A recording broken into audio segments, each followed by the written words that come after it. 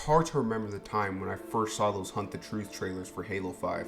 The year was 2014, and even though I was never able to play Halo for more than a few times a year, I still had a huge amount of respect and love for the Halo series.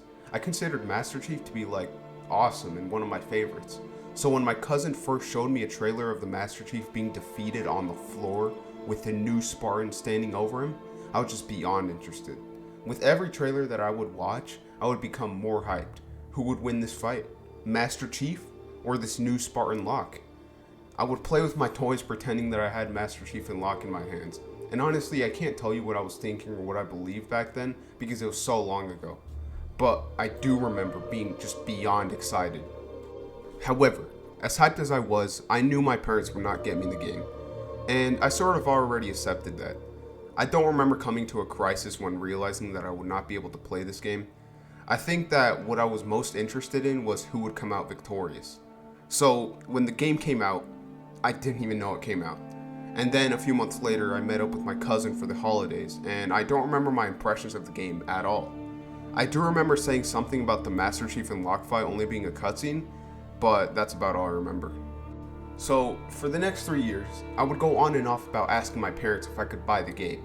The problem was that they said I got too angry when I played Halo and that I got too easily addicted, which looking back at it, that makes my parents look like dumb guys, so yeah, whatever, that's not the point. I remember watching footage of the new Warzone mode and being completely starstruck. I knew nothing about game design back then and didn't fully understand Warzone all the way. I remember thinking it was like a super cool all-out warfare where you can choose your own weapons and stuff. It was actually a good time watching those trailers and gameplays. Then one day, I again got the urge to play Halo 5. So I shot my shot and asked my parents. And with a little bit of convincing, they finally said yes, and it was unreal. I got the game for my Xbox, and on top of that, they decided to finally let me play Halo Reach too. So it was like my parents had finally accepted Halo for me. So I played through Halo Reach and then Halo 5. I still remember being in my living room and playing the game on my TV. And what I don't remember was how I reacted to the story. I remember probably knowing that Halo 5 had a bad story, but I'm not too sure. It was a time where I would base my opinion off of other people instead of what I actually thought, and I didn't even know what I actually thought. But yeah, when I completed the campaign and booted up the multiplayer, that was the beginning. The beginning of me taking video games seriously. Who knows where I'd be without this game's multiplayer. However, I realized that I am not the main character. Halo 5's upbringing and hype train was something that people now have nightmares about. Now, I have no idea what happened behind the scenes at 343 and Microsoft, but the story ended up being nothing like the Hunt the Truth marketing. It was so insulting to not only the player, but also to Halo as a franchise. And yes, the story was very hated. But I feel like the fuel for this hatred were the lies that 343 told. Hunt the lies. And yes, I know I usually start with multiplayer, but no! How was the story really? The story starts with, nah, I'm just kidding. Now, yes, I have noticed that I have a pyrocynical type story reviews where I give my opinion as the story progresses, so there's a 100% chance that the viewer can understand what I'm talking about. This, however, takes a lot of time, and it forces me to actually research and understand everything about the campaign to accurately tell the story, and be able to review it. And spoiler, I don't feel like doing that with Halo 5. I feel like everybody has already done a video explaining everything about why this campaign fails, and if you really are super curious and want an in-depth review, then watch this video. I don't go in depth, but I do have some things to say. So basically, before I replayed this campaign, I had previously played it on Legendary a few months ago, and I actually remember enjoying it. But now, playing it after all the other Halos, yes, it is actually bad. I have previously said that the story feels like a sequel to Spartan Ops, and to not take it too seriously, but yeah, that is BS, dude. This story is worse than Halo Wars 1. So the first thing I want to mention is Joel Ndama's death. A lot of people are mad, and I don't really mind, dude. Joel Ndama in Spartan Ops was portrayed to have an obsession with power and treasure to the point where he would do anything to obtain it, sometimes making pretty bad decisions. And it is that extreme obsession that eventually gets him killed, with Halsey tricking him into getting assassinated. And I think that's pretty fine, not bad. But yeah, the most obvious thing that the story does wrong is the actual dumb story direction. I have no idea why they wanted to tell this story, and it is ridiculous. So yeah, I'll give you guys a brief summary. So basically, Fireteam Osiris successfully completes a mission to assassinate Jul 'N Dama and rescue Halsey. Then, we cut to Master Chief and we learn that he is doing a bunch of missions probably to help with this grief for Cortana. And also, the return of Blue Team for some reason, which, it's neat. So, yeah, you have to protect the station, and Master Chief has some vision of Cortana telling him that Meridian is next. And they complete their mission instead of helping Chief because they're retarded. And then they inform Infinity about this. Infinity sends Osiris to do the mission instead of Blue Team, and then Blue Team is like, no bro, I want to do the mission. So then, Infinity sends Osiris to capture Blue Team. So then, Osiris go to Meridian and pause. I just remember something that I like about this campaign. Meridian is a distant colony that doesn't really get supported by the UNSC. And I love this world building. It is very interesting to think about because the UNSC, by this point, kind of represents humanity as a whole. So it is very interesting for this game to explore the ideas of outer colonies being frustrated with the UNSC not giving them too many resources or help. Governor Sloan, the governor AI of Meridian, has this kind of aggressive tone against Osiris because they are UNSC. So yeah, I do like that. But yeah, Osiris kind of finds this foreigner structure on Meridian, and then they fight the Warden Eternal. Then, they get past him and come across Blue Team in this portal room, and then we get the worst fight scene of all time. Blue Team then goes into a portal that leads them to the planet Genesis, which is a foreigner planet like Requiem. We find out that Cortana is alive because she didn't die. She slip spaced to this planet and it cured her from rampancy, which applauded this genius storytelling. So then, Osiris comes back to Infinity because they failed and they decide to help the Arbiter. The Arbiter right now is fighting a war against whatever's left of the Covenant. So yeah, they help fight on St. Helios and then they do a bunch of stuff there. They defend St. Helios and then they push up to the new Covenant main world base, Sunan or something. And yes, this is the end of this new Covenant, and my guys, for the best. I like that. Sure, Jul 'N Dama was kind of cool, but these guys needed to go. So then, Osiris makes it to Genesis, and they come across Exuberant Witness, which is the monitor of Genesis. Then we go back to Blue Team. They go through a bunch of Prometheans before getting to Cortana, and Chief and Cortana have a back and forth, and then Cortana just kind of captures them in a Didac type ship. Then Osiris smashes some core, and Exuberant regains control and brings back Blue Team. They then go back to St. Helios, and all the main characters have a reunion, and then the game ends. And also, I forgot to say that Cortana kind of persuades other AIs to join her in order to not go into rampancy. Now, she kind of has this control of the universe with her big guardians, which, guys, I'm going to be honest, I don't even know what they do. Like, I think it's actually retarded that the game is implying that the foreigners would actually build something like this, but whatever, bro. Guardians function kind of like big EMP guns in this game. But yeah, Cortana is now a villain, which has to be the biggest slap in the face for Halo 4. And yeah, see what I mean when I say how dumb this story direction is? Like, dude, like, why? So yeah, now I will go over the problems of this, if it wasn't obvious already. Firstly, remember when I said that fight scenes in these shooting games are always bad? All of the cutscenes in this game are bad, like trash. Obviously, the Master Chief versus Locke scene is retarded, but oh my god, dude. What am I doing, dude? Obviously, like, okay, guys, I'm not about to dissect every single cutscene because they are all ridiculous. It's not even worth explaining. Like, there's just so much inconsistency, overpowered force chokes, embarrassing choreography, and just retarded sequences. So yeah, not even worth saying anything. Now, another huge problem with this story is Master Chief. Look, I don't sound too pissed off because, trust me, dude, I have been thinking about these things in cycles in my head for like 2 years, 3 years, to the point where I just don't care about the story anymore.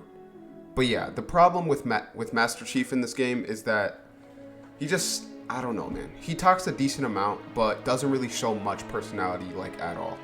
I didn't set this up as effectively as the Ackman or something, but yes, he did become a machine. But there's also some really stupid writing moments where the characters just kind of don't talk or respond, and it's really weird. You'd have to play with the game yourself to understand. It's kind of like a problem with the actual writing, not just the characters. But bro, as I've said, this direction the story was taken in is very dumb.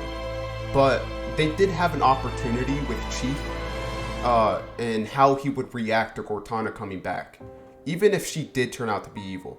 But he literally just says like, Cortana, where are you going? Or like, I don't even know, like something like that. It's just like, bruh, that's not a man who has fully recovered his humanity.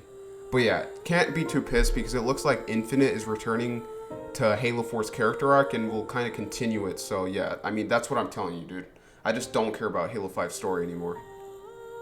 So probably the biggest problem with this game is the fact that there are so many characters now, and whoever wrote this story does not understand how to flesh out characters.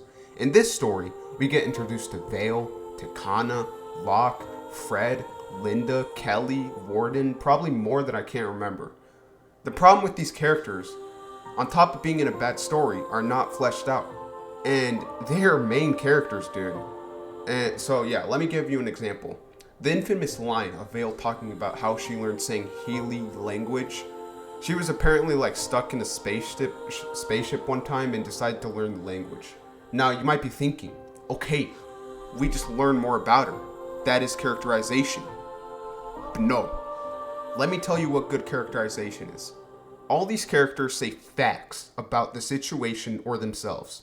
I don't care about your facts. I care about your opinions. Instead of having Vale talk about that one time she learned that language, tell us why she wanted to learn that language. And if it was really just because she was bored, then nobody cares. Maybe she just likes learning and expanding knowledge. Show us why she wanted to be a Spartan, or at least give us some sort of personality. That is the problem with these characters. We know a good amount of facts about them, but we don't know about their way of thinking, their motivations. And this also plagues returning characters, but at least with those, they were already established in previous games, so we can kind of get an idea of where they're at. So now, let's talk about the characters that are not new. And let me tell you right now, almost everybody in the Halo series comes back, so if you were a fan of the games before this, there's a high chance that you will get pissed off. Now, I already talked about the Master Chief, but bro, that is only the tip of the iceberg. Now, to get the big boulder out of the way, Arbiter made a return. This would be the first time he would make a return since Halo 3. And in Halo 3, my biggest problem is that the writing was weak and also that Arbiter had little to no meaningful character arc, but he was still acceptable. Now in Halo 5, it is just not okay. His character is barely recognizable for who he was in the previous games. He acts super arrogant and in an impatient mood. He just isn't what he was previously. He's not relatable, he's not humble, he's just way too comfortable and unhumble. This to me is probably the most insulting, and even more than Master Chief. And that's actually a lie, but still very insulting. Then you have Palmer, which goes from being very confident and almost arrogant to being just super bland and boring. She acts very humble and doesn't take control of anything. Like, people complained about her in Halo 4, but I'd rather have Palmer with confidence than Palmer with just nothing. She is unrecognizable, and Lasky just has like nothing to do or say and was demoted to just being a guy who gives orders, which is just so boring and uninteresting. Halsey too just doesn't have a lot to do or say, and she seems also a lot less confident as the story goes on and doesn't really have anything to do, so she barely appears in the story. And also, she has like no problem with Palmer, like they both do, and that's just really weird, dude.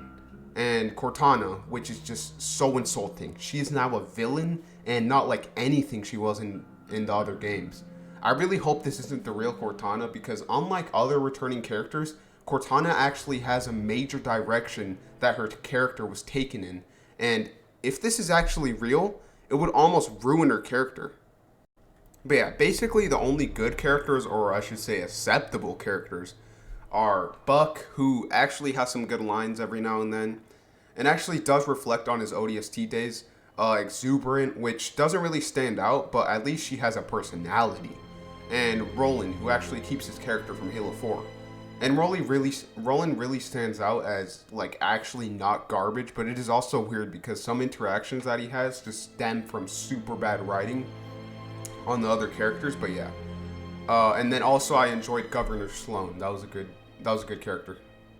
So the level design of Halo 5 is a mixed bag.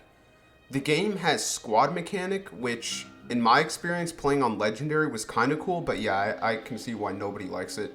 Halo isn't a co-op squad game, and it really does distract from the actual levels this game has. Which the levels are kind of good, but they really do lack atmosphere and uniqueness.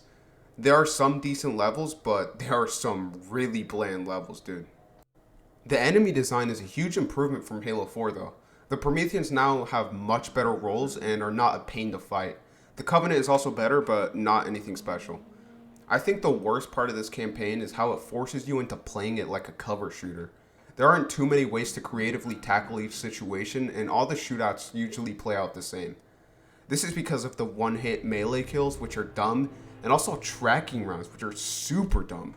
Yeah, this problem really limits the campaign and makes the campaign one of the most bland in terms of level design. It is really nothing special, like probably the least memorable Halo FPS campaign. So yeah, overall, this is definitely the weakest FPS Halo campaign when considering both level design and story. It has a really bad and insulting story that was so bad that nobody liked it. Nobody in the world was satisfied with this campaign story. I really don't consider it to be mainline because of how bad it is. Like, it definitely happened in the universe, but all that character buildup and stuff like that just doesn't exist to me. And the bland level design too, it's just such an embarrassing campaign. However, Halo 5 is my favorite video game of all time, tied for first place. And obviously, this is not a 10 out of 10 game. I would never give it a 10. And I think we have to classify favorite versus best, with both still being opinions. Halo 5 has given me some of the most enjoyment and impact out of probably any game ever other than one. And that was because of how good the second component of Halo 5 was. Halo 5 was the reason of why I'm even here right now. It is like a situation where, like, if you have an album, right, with like 10 songs, 9 of those songs are just god tier, like super god tier. Like, they're like your top 9 songs ever, all 9 of those songs. However, you can't say it's the greatest ever because one of those songs of the 10 songs just absolutely sucks ass.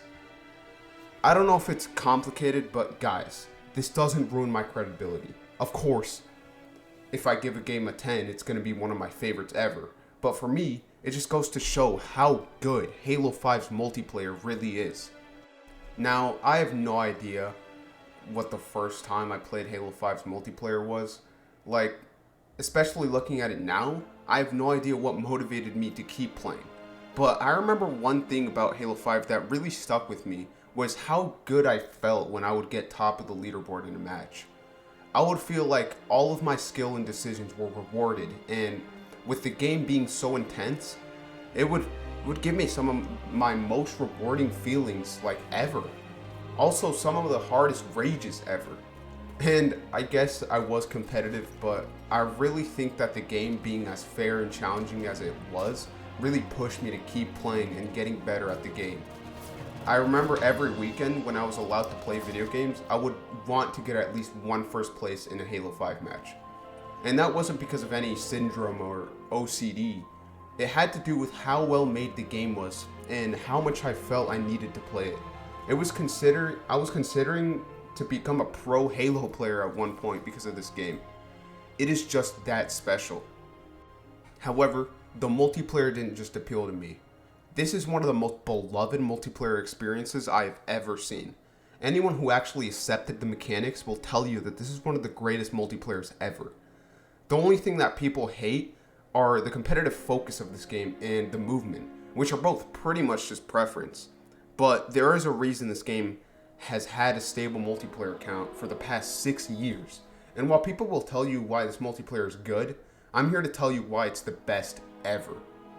And honestly guys, there are just so many factors to why this multiplayer is great that I don't even know where to start. How about my favorite thing about this game and all other games, skill curve.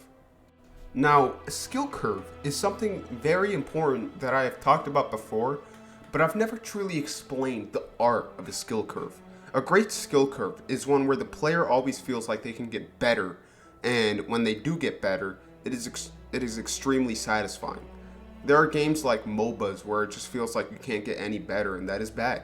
There are games like Halo 2 where there are just unfair gaps in the skill curve where it is a matter of whether you know this combo or don't. There is also unfair mechanics like spawning with better weapons or RNG.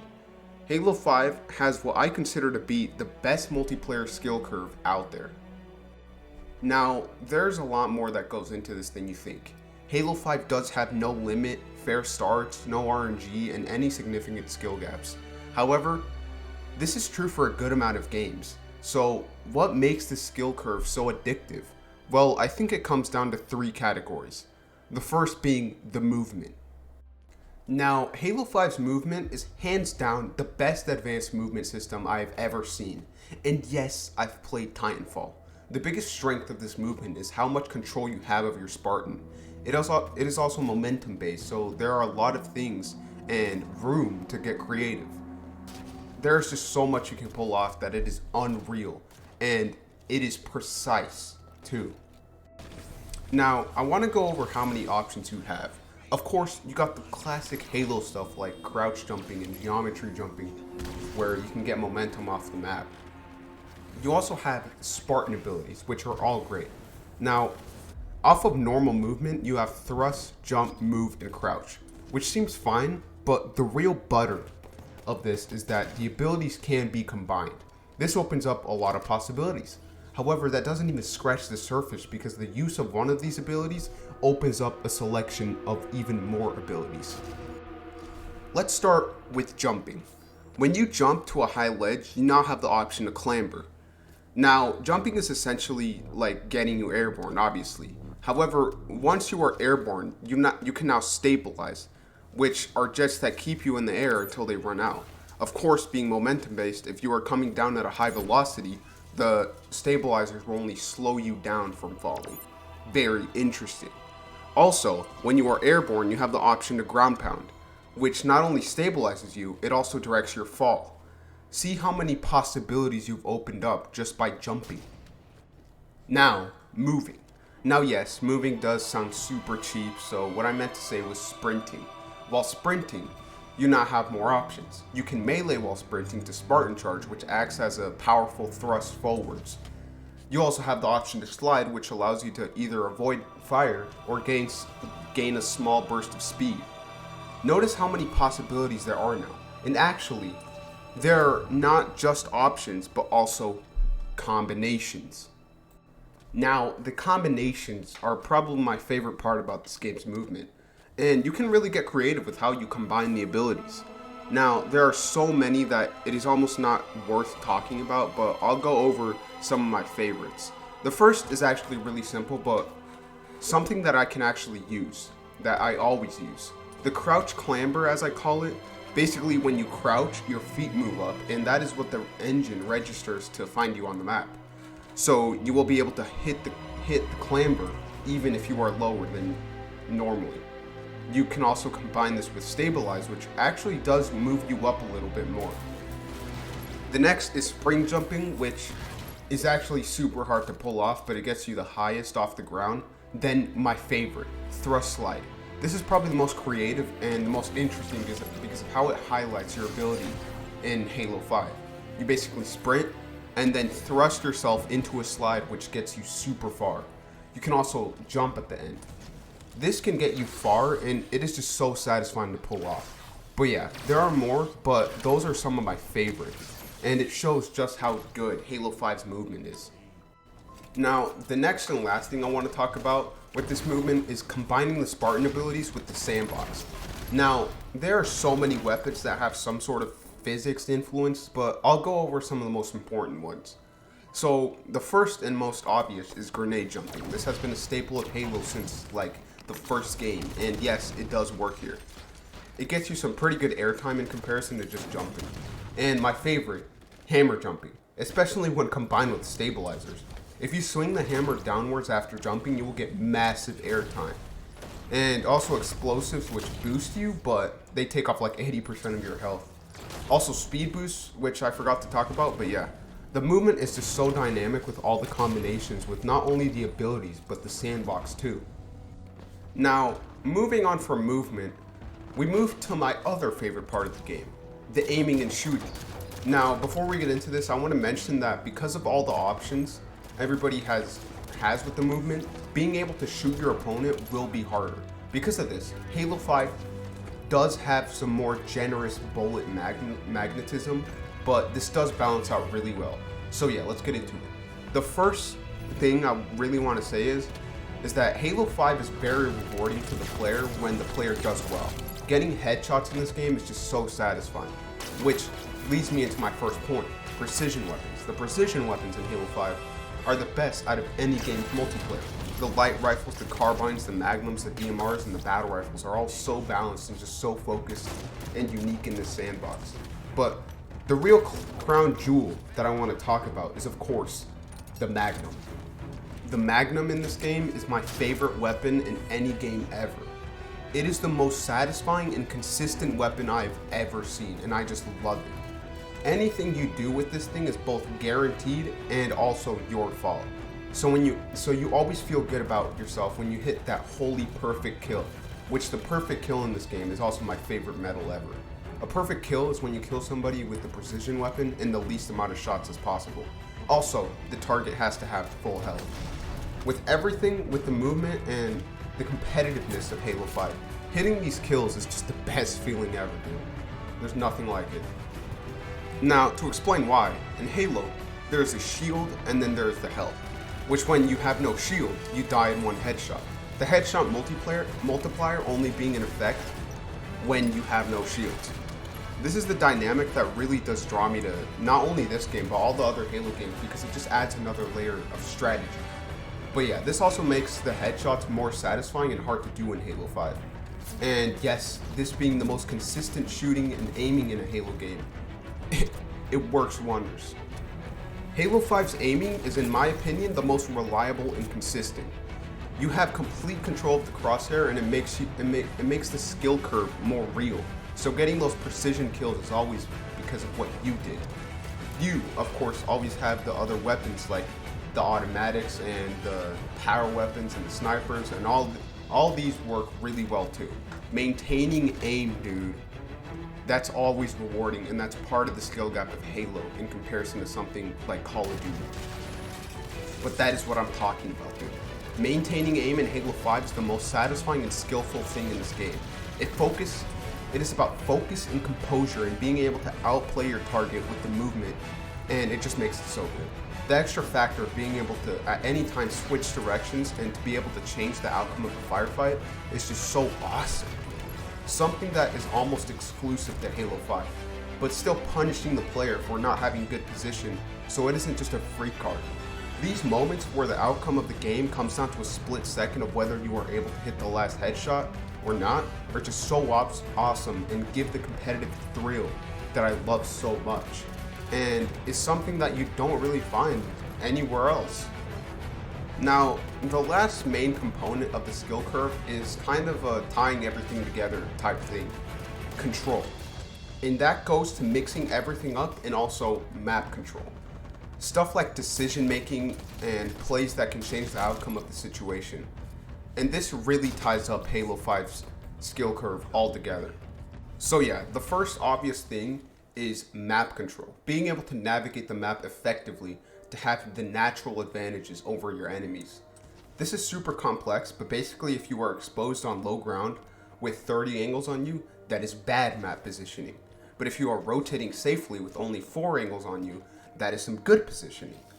You can have the best movement and best aim in the world, but those factors really make up 40% of the outcome of the gunfights most of the time. That 60% is usually decided on who has more control of the map.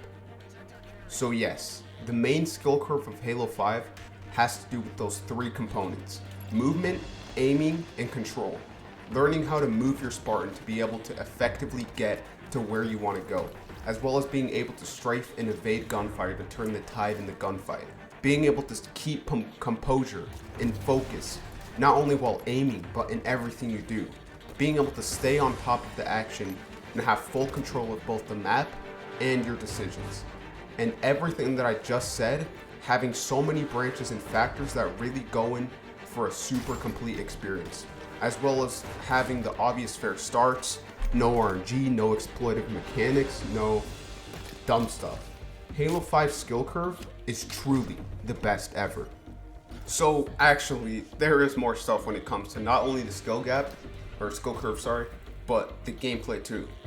That obviously being grenades and melee, which grenades are a staple of Halo's gameplay. They really have a lot to do with map control and being able to influence or even sometimes do damage to your enemies.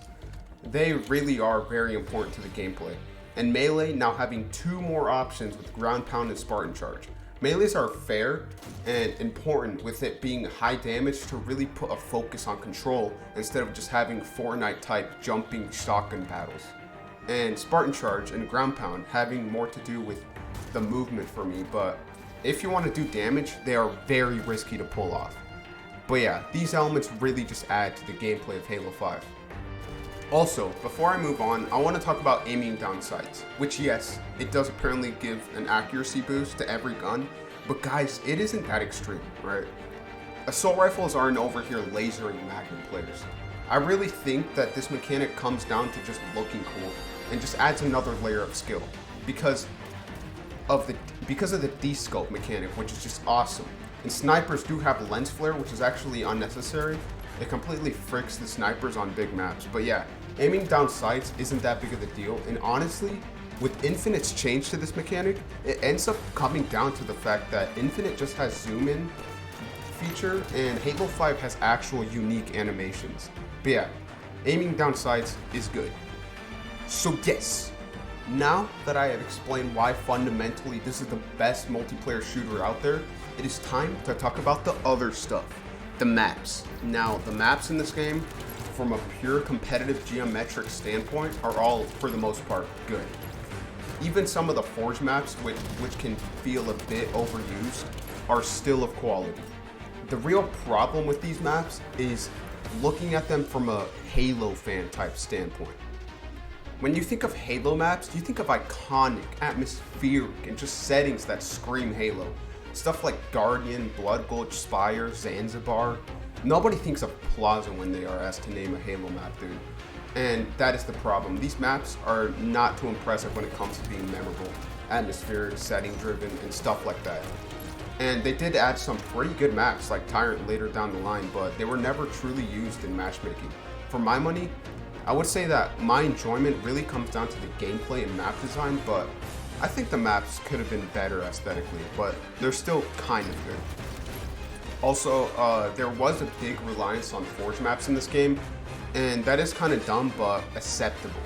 But where it isn't okay is in the modes where there just isn't any developer-made maps for them, so they just use more Forge maps.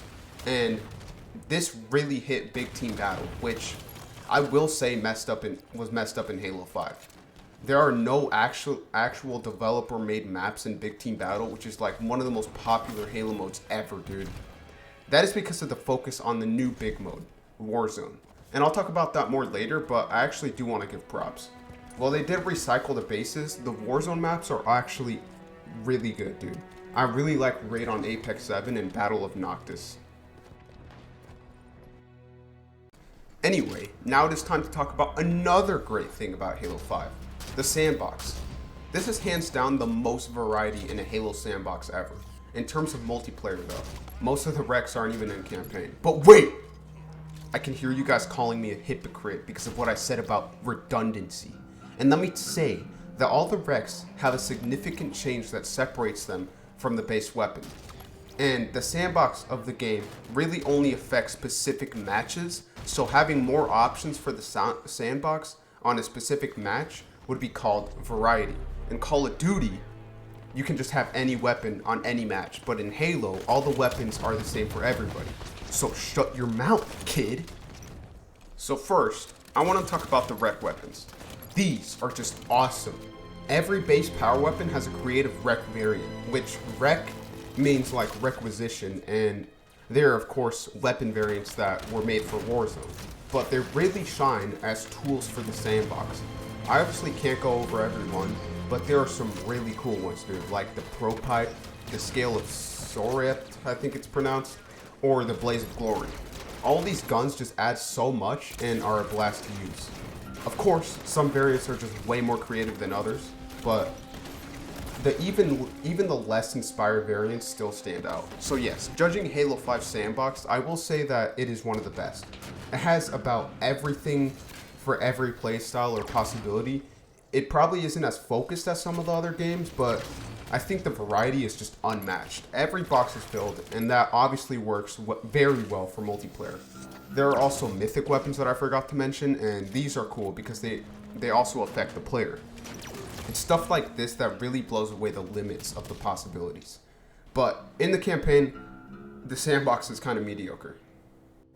Now, these recs not only apply to weapons, but they also apply to vehicles. And yes, this is awesome, dude. Once again, more possibilities for the multiplayer sandbox. However, while there are a lot of vehicles and some of them are creative, some of them are creative. Like, let me tell you right now, dude. Like, you got the Needlehog, which is great. You got the Hannibal Wasp, the Phaeton Helios. But no actual new vehicles were ever added to the game. They were all just variants of already existing vehicles. And while, yes, some of them were cool, I actually think this turns out to be not even the best vehicle sandbox in a Halo game. That award probably has to go to Halo Reach or 3. The problem is that while there are variants, the vehicle selection of Halo 5 doesn't really fill all the boxes in the way the weapons do. I guess a good place to start would be the focus on empowering the player with these things.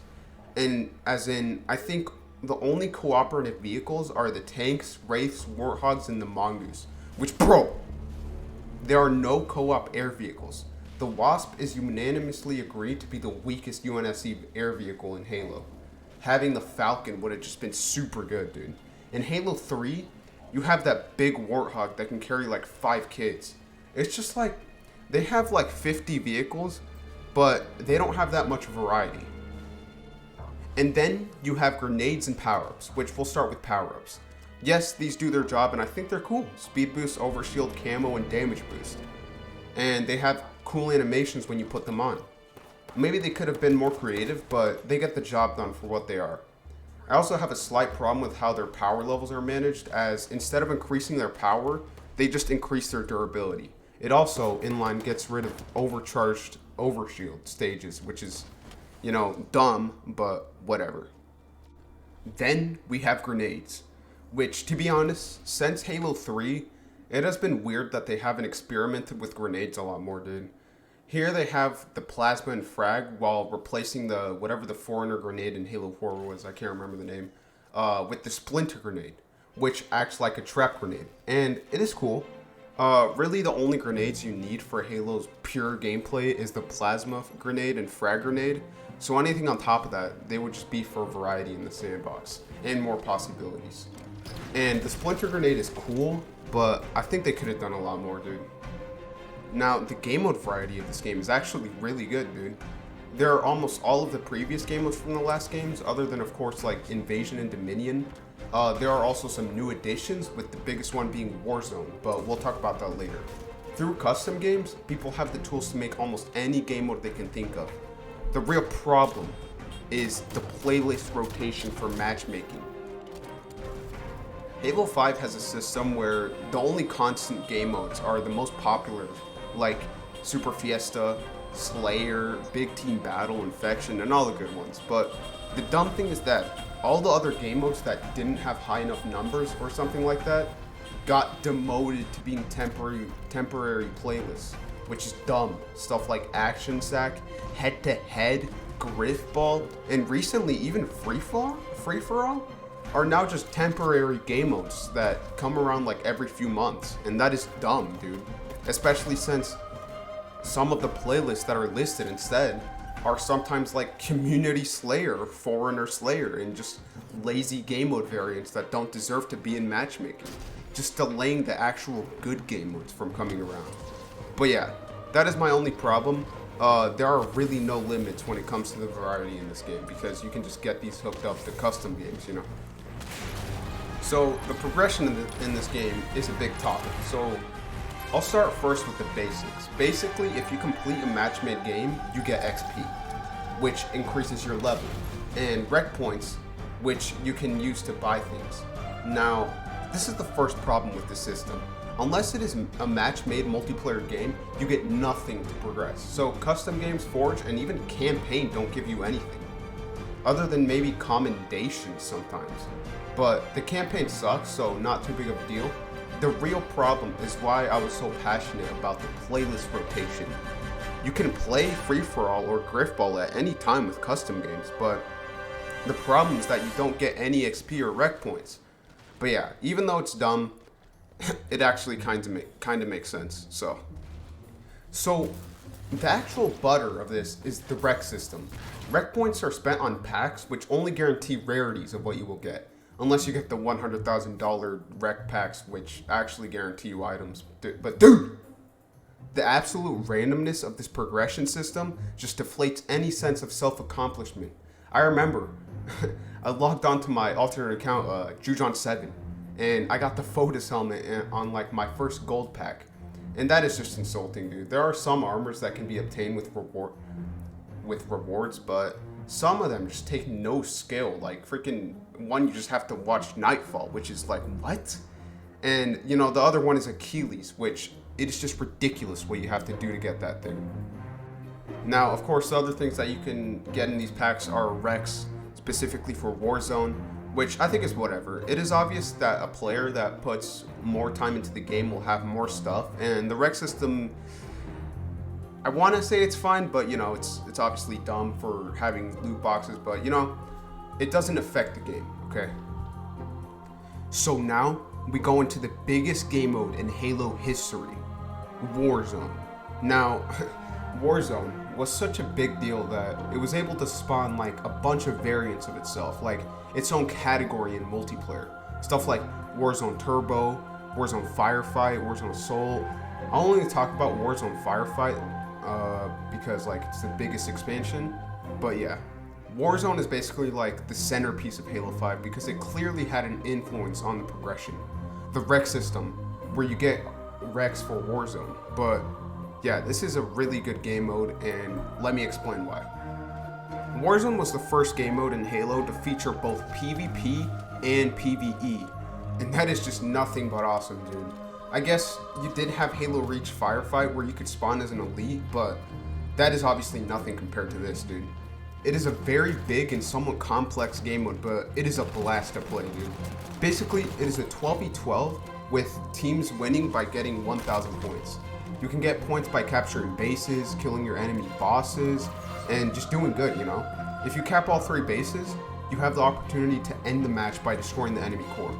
And let me say that this much going on in a game mode does make it feel like a big Warzone, dude. Especially in a universe like Halo. And being able to call in your vehicles and weapons is, you know, very cool. I don't think this game mode gets enough credit for what it was able to accomplish. Also, with Warzone came, of course, Halo 5's version of Firefight. Warzone Firefight, which I actually think is pretty good. It focuses less on survival and more on completing objectives on big maps, and this is definitely not what Firefight was originally. You can't play this offline or customize it in any way, and yeah, that is actually garbage, dude. It has some good elements and definitely has a place in my heart because of, you know, but I think it really didn't satisfy the community of players that wanted to see a good offline PvE mode. However, I do think that the best version of Firefight is still yet to come, and I think Warzone Firefight did have some good elements, you know, like having boss fights for one. One of the biggest factors of Warzone is the new enemies and bosses it has. It is really cool to see a grunt goblin mech or enemy phantoms. I will say that sometimes the bosses are not as creative and are just bullet sponges. But you know, bullet sponges is very overused nowadays. So, you know, whatever. But I think Warzone has a lot of potential. Like, imagine a flood outbreak that has to be contained. As Luke the Notable said, it is a simulation, so there's no limit on what can be done. Big Team Battle 2.0 and Infinite was actually kind of disappointing to me, even for Big Team Battle, but even if I loved it, dude, do not tell me that this is the big mode of Infinite. I hope Warzone returns to be better than ever, dude, or something like it. Although, I want to address the fact that some people call this mode a complete abandonment of the fair start formula, and that Warzone might be pay to win. And to an extent, those claims are kind of right.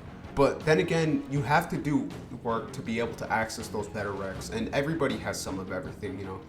On top of that, a lot of people are scared to pull this stuff out. And if they mess up, the enemy team will be allowed to like use those powerful recs against you. This isn't some Call of Duty type thing where you can always spawn with some overpowered laser. It is a balance because you actually have to work for that stuff. But yeah, my point is that the advantage of paying money to be better is there. It just isn't that big at all, you know? But yeah, Warzone is like the best big Halo game mode, and I don't think it gets enough credit for what it was able to do. So now, it is time to talk about the actual ranking system of Halo 5, the arena ranks. So in Halo 5, there are ranked playlists that are specifically tested to be as competitive and fair as possible, except for the occasional Super Fiesta competitive mode that comes out.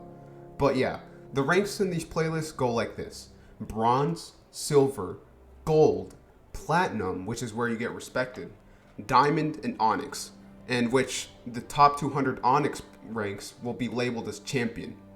And that is awesome, dude. So yeah, each rank has 6 levels, and in order to level up, you have to do good in the games, whether that's winning, getting kills, playing objective, or anything that would give you or your team an advantage. Now, the reason I talk about this is because combining Halo 5's incredibly refined gameplay mechanics with an awesome skill-based ranking system is my favorite thing. There's nothing more rewarding than climbing the ranks in this thing, and it is just so well made, dude. So yes, the multiplayer in this game has proven to be one of the best in gaming, with the only problems having to do with how different it is from the other Halos and the fact that it might be too much for a new player. But when you get into it, you will find something truly incredible, dude. This multiplayer has become the favorite of so many people who kept playing and gave it a chance, and that wasn't luck, dude. This multiplayer has the best fundamental mechanics of a multiplayer shooter, and on top of that has incredible variety with its game modes and possibilities. However, with all that being said, dude, we're not even done yet. We have to talk about the actual most beloved part of this game, the Forge mode. This is hands down the most refined map and game mode creator in any shooter ever. If you can dream it up, chances are you can most likely make it happen, dude. Sure, it doesn't have Forge World or some of those iconic Forge moments, but when the tools are this good, dude, you can literally make your own Forge World. Looking through this Forge, you have an almost infinite amount of options, dude. They have added not only the basic building blocks, now they have added different terrain and types of materials, you know. The players are able to make their own maps and they don't just look like one gray color. Sure, they don't look as good as developer-made maps, but this is still awesome. You can combine objectives and make completely new game modes, and also with using scripting, like, bro. One guy made an invasion game mode with this stuff, and it is just a blast to play. Another guy made a huge Halo ring, and it just goes to show how good this is. Like, you have this weapon spawner, and you can literally combine rec weapons to make your own weapons. Really, the only thing you don't have is forgeable AI. But that's next time, baby. Now, obviously, we have to talk about the custom games now. With Forge this good, and custom game settings this good, there's nothing you can't do. Why play Griftball when you can play Riftball? Honestly, I could name a bunch of custom games that have been created, but guys, if you think of something, it has probably already been made. And also, this game was the first FPS game in years to have a custom browser. And that really is the cherry on top, dude. Perfection. However, the biggest problem is not the game itself. It is the community. As I look through this custom browser, I wonder why game modes like Crazy King even exist if the browser is just going to be filled with assassination towers and clan recruitments. And the only actual game modes being the same raids, the same infection maps, the same gladiator fiesta mode. It really is a tragedy, and the MCC custom browser, while having objectively worse tools than Halo 5, has a better custom browser than this. It feels like all the normal people have left Halo 5 to play the custom browser on MCC, and left Halo 5 to just be filled with these social bedroom modes. Like, it's actually unbelievable, dude. Like, what the hell is actually going on? Why do people actually want to play this, dude? It makes me, like, actually genuinely mad, bro. Like, internal sadness, dude. Like, Jesus Christ, bro. The reason I love Halo 5 so much is for so many reasons. For one, it had a huge influence on me and my view of gaming as a whole. I genuinely don't know what my story would be without it. And the reason I kept playing wasn't because of any mental reason. The game was just genuinely that good. And no other game was able to keep me hooked the way Halo 5 was able to. And I really do hold this game close to my heart, and I would take it over probably any other game out there. And I can recognize that this is not the greatest game of all time. But guys, sometimes the best food doesn't come from the best restaurant. Sometimes the best songs don't come from the best album.